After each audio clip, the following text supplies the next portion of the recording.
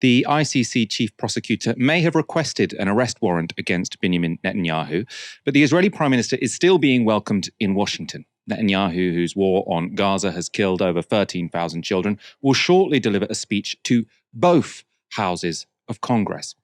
His visit has, though, been met with demonstrations, including the occupation of a building in the Capitol complex by pro-Palestinian protesters. Many of them were Jewish and wearing T-shirts saying, "Jews say stop arming Israel." But within the chamber, Netanyahu will expect rapturous applause from both Republicans and Democrats. There will, though, be one notable absence. Kamala Harris, the Democrats' new presumptive nominee for president, won't preside over the speech. Vice presidents typically preside over joint addresses to Congress, but Harris is instead scheduled to be in Indianapolis on her presidential campaign.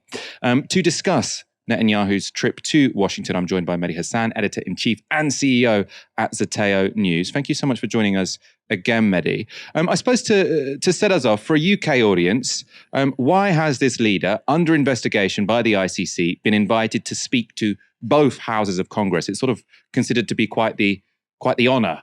How did this happen? Well, it's not really Michael, thanks for having me. It's not really the honor anymore for Netanyahu. The guy's a regular guest at Congress. He's been there several times before. He gets a lot of invites. I believe he's been invited more times than most other leaders. I can't remember the number off the top of my head, but he's been here a few times before. The short answer to your question is it's a partisan political play by the Republican Party. He was invited by Republican Speaker Mike Johnson to address both houses of Congress. Interesting is that Chuck Schumer, the Democratic majority leader in the Senate, co-signed onto the invite, as did Hakeem Jeffries, the Democratic leader in the House. They didn't really have to. And Schumer's actually on record saying that Netanyahu's an obstacle to peace and he should go. So you've got this weird situation today where Chuck Schumer will be doing photo ops with a guy who he's publicly attacked and said shouldn't be Prime Minister of Israel. That's the bizarro world of American politics and Middle East politics right now. But look, the Republicans wanted him to come. They've tried to make Israel into a wedge issue, say, hey, look, we support Israel. And that means we're not anti-Semitic. Democrats are really bad for the Jews. And all this nonsense right-wing propaganda. And, you know, a lot of Democrats are boycotting today. We'll see if it's a record number. The last time he came and spoke, when he spoke on the Iran nuclear deal and undermined Obama, he's undermined Democratic presidents before standing in the United States Congress. And a lot of Democrats boycotted then, but way more are going to boycott today. In fact, Nancy Pelosi, Michael, is not showing up today. It's not just a bunch of lefties not showing up today. Nancy Pelosi, former speaker, long-standing ally of Israel, cannot stand Netanyahu, is not showing up. Kamala Harris has found a way to get out of having to sit behind him on the podium, which is a smart move for her, the new Democratic presumptive presidential nominee. And then you've got a bunch of lefties, the squad's not going. Bernie Sanders, who of course is Jewish, is also not attending. And not just Bernie Sanders, other senators like Jeff Merkley, Peter Welch of Vermont, they're saying, we're not going. This guy should, Joaquin Castro, who's a very influential Democrat in the House, he's just put out a statement saying Netanyahu should be in front of an international, not Congress. You never heard stuff like that before in Washington, D.C. from members of Congress. So things are changing. How much should we read into the decision of Kamala Harris not to be there presiding over this, which would mean she'd be sort of one of those two people sitting behind him? So it would be quite a statement to be there. How much should we read into her not being there? Does this suggest she might be tougher on Netanyahu and the Israeli government if she were to replace Joe Biden as president? That is the $64,000 question, Michael. A lot of us have been asking, can Kamala Harris be better on Biden? Will be better on Gaza than Biden? Will Kamala Harris be better on Gaza than Biden? And look, I'm of the school of thought that says she will be, only because the bar is so low. Biden has been truly atrocious, not just in policy terms, but in rhetorical terms. He hasn't been able to show basic empathy for the Palestinians as a people in a way that Kamala Harris has. She's spoken out quite eloquently and passionately about the humanitarian nightmare in Gaza. Obviously, that nightmare is caused by her administration, so that's a problem. It is not helpful at all to her 3 months out from election, while the base is very anti-Netanyahu, to be seen sitting behind Benjamin Netanyahu as he lies about Gaza, as he defends war crimes in Gaza, and as he probably takes some digs at her administration, at her current boss, Joe Biden. So it's smart not to be there. We shouldn't overread into it. She is having a private meeting with Netanyahu. She's not going to come in and break relations with Benjamin Netanyahu or say, yes, send him to The Hague. Obviously not. Whether you are Democrat, Republican, whether you are moderate, center-right, center-left. In the longer term, as she actually runs for president, if she wins, is she going to come out and say, look, I'll be the first American president to pledge Palestinian statehood on my watch? That would be a big thing to announce. Whether she does it or not, let's see. I think she'll be marginally better than Biden. But as I say, the bar is so low, not something to celebrate. I mean, were she to sort of say something about Palestinian statehood, that would be very much not in line with her history on this topic. I mean, I was reading about this today. I'm obviously not an expert on Kamala Harris's political career, but as far as I understand it, when she was still a senator for California, she spoke to AIPAC. And one of the things she said in the speech was this big sort of proud defense of her commitment to Israel by saying the first thing she did when she became a senator in California was to co-sponsor a bill which was condemning the United Nations Security Council for itself condemning the expansion of settlements in the West Bank. And for sort of historical context here, this was one of the very few UN Security Council resolutions that the United States didn't veto because Obama thought, you know what, Israel have gone far enough, I'm not going to protect them anymore. So in that sense, Kamala Harris was to the right of Obama, and very much proudly so. So he was also on his way out the door, Michael, for context. That was, I think, December 2016. He was lame duck president. He abstained. She was very new at the time, obviously. She'd been elected. Look, Senate careers are Senate careers. It's very different to be in the legislature, where you face much more pressure on this issue, than being in the executive. Things change. She's all over the place. And that's both a good thing and a bad thing, Michael. So, for example, when she ran for the Democratic president nomination in 2020, she was supporting Medicare for all, like universal healthcare, the Bernie Sanders position.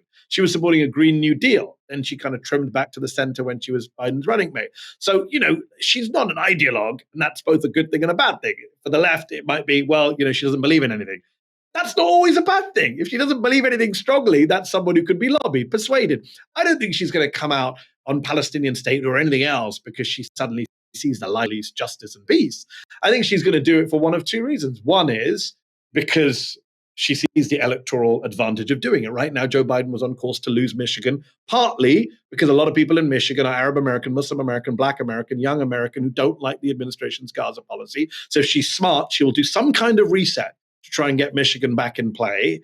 And separately, people who have interviewed her say, just from a human point of view, as a woman of color, as someone who doesn't have Biden's history on this issue, when she's seen the humanitarian situation in Gaza, she's actually been outraged.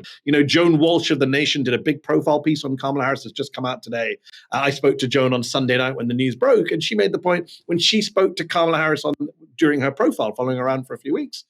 Kamala Harris was saying, and she's someone who cooks, so she was saying, the Israelis allowing in flour. Well, flour don't do shit, that was the phrase she used, without clean water. What are we doing about clean water? So there's just some basic humanitarian stuff that we hope engage in that Joe Biden has not bothered to engage in. And I suppose I can see why, with all due respect, everyone wants Kamala Harris to beat Donald Trump, or most people who are sort of vaguely to the left want Kamala Harris to beat Donald Trump. Yes. And it seems to me that this has sort of led lots of people to say, well, we might as well then give her the benefit of the doubt. And lots of things which were once seen as flaws of Kamala Harris are now being sort of portrayed as sort of positives. So obviously she completely tanked in the primaries back in 2020 because she clearly stood before a vote was cast. Well, because she so clearly stood for nothing. And I suppose while I can understand why there is this enthusiasm, right? If you want someone to win the presidency, you might as well just, go all in instead of sort of saying, oh, she's crap, but we'll still vote for her. But I mean, should we also allow a bit more space for sort of realism about this person who doesn't seem to stand for anything? When she gets into the White House, is it really going to be the left she's listening to, or is it going to be Wall Street? Oh, 100%. And I just shared a piece. I'm one of these people saying she'll be better than Biden on Gaza, but I also just shared a piece from Politico today, which suggests she won't be. She'll be awful on Gaza. No one knows until let's see what she does. We can only read the kind of runes of what's out there. And what's out there so far is better than Biden. Again, low bar, Michael. I keep adding the caveat. Better than Biden. Yes, low bar Biden. But look, the timeline matters too, right, Michael? We are end of July. I wish we were having this conversation a year ago. I wish we could, quote unquote, vet these candidates better and go through, have an actual debate and get Kamala Harris's views in long policy interviews. We are where we are, right? You call it a coronation, call it a kind of replacement. She has taken the candidacy. She's actually done it super efficiently. I was one of the people who was saying Biden should step aside, Kamala should take over. I wrote that early July for The Guardian, got attacked for it by lots of Biden loyalists. What's funny is how everyone has just got behind her. We were told there would be a civil war, there would be a broken convention, Democrats would be annoyed. Biden, no, it actually happened very smoothly on a Sunday afternoon. Ruined my weekend because I had to work all weekend, but it was super smooth, right? He came out, He said he's quitting the race. 20 minutes later, he put out a tweet endorsing Kamala. The Clintons came out straight away. And then a bunch of senators, House members, governors all fell in line. She raised $81 million in 24 hours, more than any politician in American history has raised in 24 hours. 30,000 people signed up to knock on doors for the Democrats on day one. That is not something to be kind of, sneered at, dismissed. That's pretty huge at a time when Biden was just crashing in the polls. There was no energy or enthusiasm. Trump had all the momentum. And now Trump is shitting his pants, saying he won't debate her unless it's on Fox, coming up with stupid nicknames that don't stick, like Laughing Kamala, which make her sound cool. The Republicans are all over the place. So, yeah, as someone who's anti-fascist and anti-Trump, I'm quite amused to see how they're melting down in the face of a younger, more eloquent, more energetic candidate. Again, the bar is so low. Yeah, I mean, the way that she sort of has entered the race, I think, has played to her strengths, because basically one of the, she's young and relatively articulate. So sort of if she had been up against other relatively articulate people who actually believed in stuff, maybe it would have been difficult. But she's clearly younger than Joe Biden. And the biggest problem everyone had with Joe Biden was that he was very, very old. Michael, this is what I keep saying. Like, you and I, we get paid to talk about this stuff. It's actually not that complicated. Millions of Americans told pollsters again and again for months, we don't like these two guys. We don't want these two guys on the ticket. We don't want Trump Biden the sequel. Anyone but these two. And neither party listened. And funnily enough, Michael, Nikki Haley, former Republican rival of Trump, who's now bent the knee like everyone else, she said a few months ago, a great quote. She said, whichever party looks at the polls and gets rid of that old guy at the top of the ticket will win. Great prediction. I hope she's right. But that's all you needed to do was slightly just nudge Biden off the scene. And suddenly you get all these Americans going, wow, we get a choice. Here's a statistic for viewers in the UK. There has not been a presidential election since the mid-1970s that did not have a Bush, Clinton, or Biden on the ticket. That's insane. Yeah, hopefully, I mean, in 4 years' time, we could be sort of saying the same thing, but just adding Trump to it, and then you can sort of just make it longer and longer and longer. Final question. So when Joe Biden was the candidate and before the debate, so obviously after that disastrous debate, just everything turned to his age and will he drop out? Before that, the big concern of Democratic strategists seemed to be that sort of the election campaign would be derailed by Palestine protesters turning up at various Biden speeches and sort of calling him Genocide Joe or changing the conversation to being about Gaza. Do you think that with Harris as the nominee, that's still going to be happening? Or do you think sort of people will give her the benefit of the doubt because she has some distance from the policy decisions of the White House over the past year? It's a great question. I think we'll wait and see what happens in Chicago at the Democratic National Convention. There were huge protests planned. I still think you'll get protests. There are people who say she's as tainted by it as anyone else. It's the Biden-Harris administration. She's the vice president in the same government that sold all these weapons.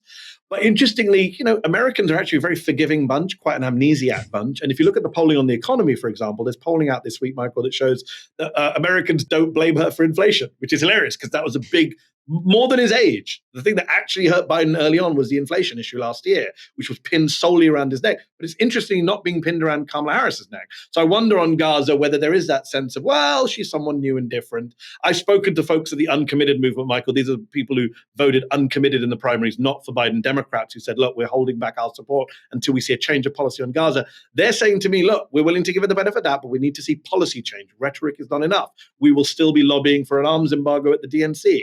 But look, the personal hatred for Joe Biden from people who care strongly about Gaza, that has been dealt with in a way. Like, it was Genocide Joe, right? It wasn't Genocide Democrats. It was Abandon Biden was the campaign in Michigan, not Abandon Democrats. So a lot of it was centered, rightly or wrongly, around the figure, the person of the president.